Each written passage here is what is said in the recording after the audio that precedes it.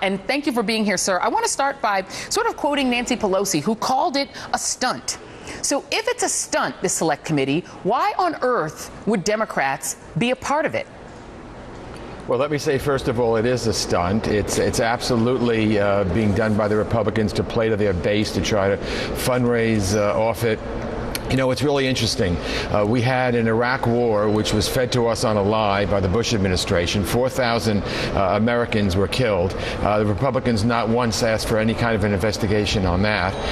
But on Benghazi, I guess they want to beat the record of the Affordable Health Care Act, where we have voted to repeal it 40 or 50 times. I think they want to just keep doing this again.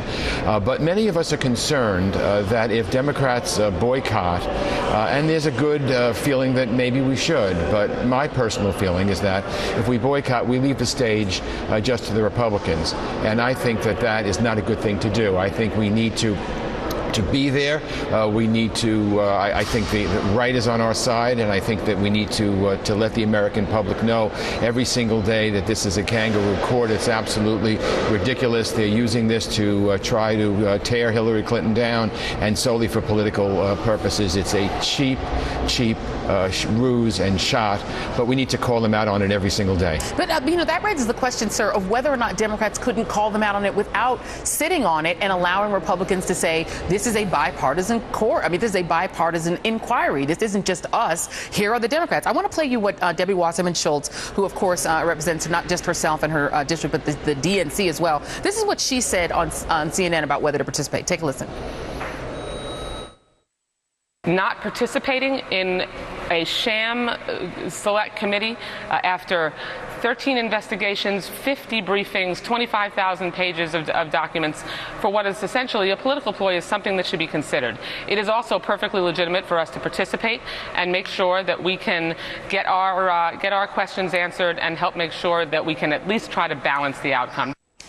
Get our questions answered and balance the outcome. On a 7-5 committee hearing, you know what the outcome is going to be. You can sort of write it now. And the idea that she mentioned, 13 hearings, 25,000 pages of briefings, 50 pages of documents, 50 briefings. You've also had 4 separate completed reports. One that was done by the House Armed Services Committee that found that there was no stand-down order, that they said the military really did all that it could do. After all that, what questions do Democrats have about Benghazi?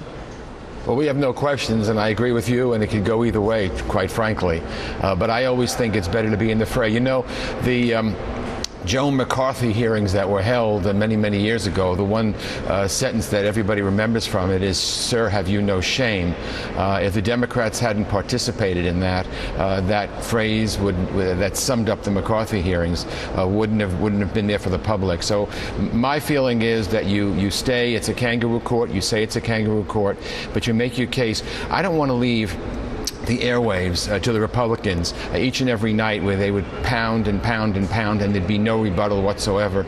I think we should participate, but I'm good if we don't. I'm really good either way, and I think right now Nancy Pelosi is really just trying to weigh everything. She's waiting for some clarification from the Speaker, and she'll make her decision. I'm good with either way, but I think we should focus on the outrage that the Republicans are committing with this right now. It's just absolutely a sham, and it's just ridiculous. And you know what? They overreached during the Clinton years. They overreach with impeachment. They have a tendency to overreach. They can't help themselves. Here they go again.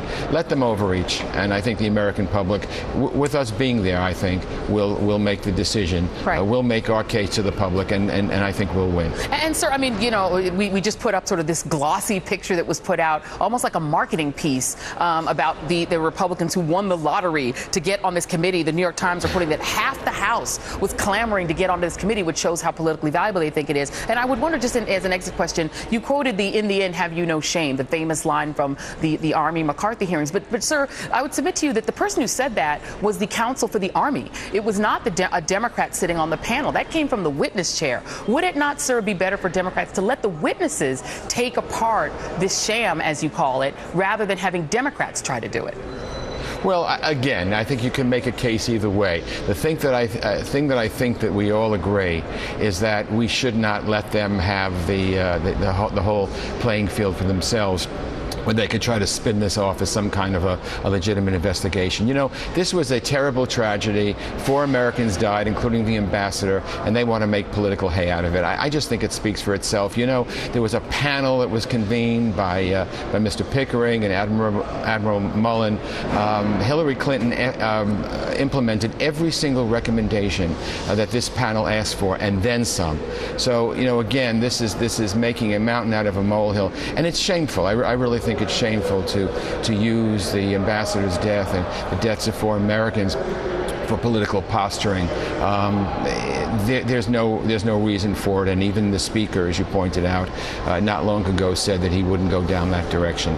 So whatever the leader decides, I think we'll go along with it, and I think you'll see that Democrats, whether we're in or we're out, I think Democrats will have our voices heard. I personally feel that if we're in, our voices are heard better, but you know, you can make the other argument, and I think that's okay. All right, thank you so much, Congressman Elliot Engel of New York, and thank you, sir, for reminding folks that there are 4 people whose deaths are at the center of this, and it is a shame for that to be politicized. Thank you, sir.